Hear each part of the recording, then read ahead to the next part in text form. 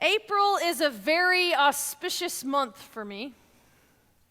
It was 3 years ago in April, on April Fool's Day actually, that I was granted preliminary fellowship in the Unitarian Universalist Association. 2 years ago in April, once again, the weekend of April Fools, I was ordained in Cleveland at West Shore Unitarian Universalist Church, where your very own Marlon Lavenhar offered my charge to the ministry. Last year in April, we formed the Committee on Ministry that has brought us through this process of a 2-year hire to call. And today, of course, the special congregational meeting following the second service, you will have the historic opportunity to decide whether or not to call me as your associate minister. And I am so glad that it is later in the month and not on April Fools, because I don't think that my heart could take it. I don't know whether you remember, but this sermon title, Learning to Stay, has actually been on the marquee outside before. It was in December, and it was the week of the ice storm.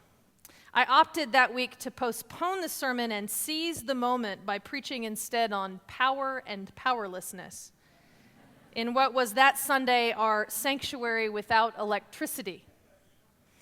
Now, maybe I was a bit eager in December, but ironically, due to the forces of nature, learning to stay would have to wait. I have also waited a long time to hear Jack Kerouac and the context of church. I found something that rang very true for me in the pages of On the Road growing up. On the Road has become a kind of rite of passage, a gospel to many. The story actually couldn't help but give birth to a legend. Jack Kerouac, the story is told, fueled by inspiration and coffee and Benzedrine, sat down at his typewriter and in one burst of creative energy wrote the novel that would make him the voice of his generation. The book was On the Road, completed from start to finish in only 3 weeks. At least that's how the story is told. Reality, of course, is a little different. And just to add to the intrigue of this gospel of a generation, he typed the entire book on just one long scrolled piece of paper. But like the highly trained jazz musicians that he was emulating, Kerouac actually spent a good deal of time preparing for that creative eruption that people hardly recognize. Now, according to NPR's Renee Montagne, Carolyn Cassidy, the wife of Neil Cassidy and hostess to Kerouac during his writing of On the Road, remembers her house guest and friend as a much more sensitive, disciplined writer than most of his readers imagined. She says that Kerouac was always on the lookout for material, which he would record in a tiny notebook until he slowed down enough to pull all the fragments together. Kerouac didn't like all of the attention that was focused on the more quick aspects of his life, the speed of his writing, the music that he listened to, or the overnight success. But the legend surrounding On the Road persisted in part because some of the story was in fact true. Though the book didn't really emerge from his brain fully formed in those frantic 3 weeks of writing. As I mentioned, he did actually type it on a single scroll of paper, 120 feet long, kind of like a Torah rolled up on a scroll. It was as though he knew the fragmented stream of consciousness writing that he was in the process of needed some kind of container, some kind of unifying form. So he would at least deliver that unification in its physical state. On the Road takes note of something that is ingrained in the American psyche, in our history, and that is present in the Oklahoma pioneer spirit. It names the angst of feeling stuck. It names the tensions of our inheritance and our yearning to take off on the open road. It names the desire to have the freedom to leave and to dream and to be uninhibited. But in its exploration of the limitless, the book also asks the question, what would you commit your life to? What really and truly matters? What do you want underneath the surface of it all? Now, On the Road grabbed my sense of adventure and magnified it 100 times. It actually stayed in my trunk while I went on road trips as a kid all around the Southwest. And my worn-out copy even traveled with me to Belgium when I left home to go abroad as an exchange student. It took me a long time, though, to come to terms with the fact that Kerouac was pointing to something even bigger than literal escape.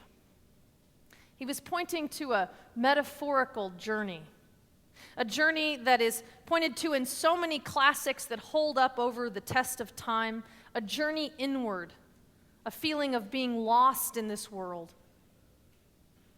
That Midwesterner in the excerpt which I read earlier was not faulted because she liked to sit on the porch and make popcorn with her mother. Kerouac was pointing out her resignation, her numbness to life and her situation, and her inability to stay.